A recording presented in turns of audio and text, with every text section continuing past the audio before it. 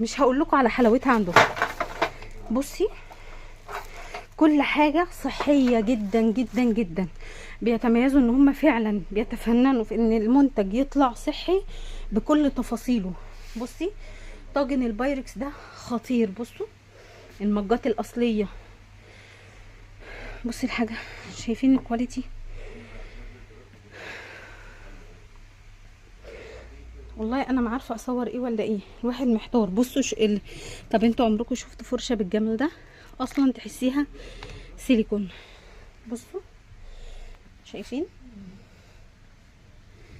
طب شايفين ده؟ شايفين الطقم التحفه بتاع التنظيف ده؟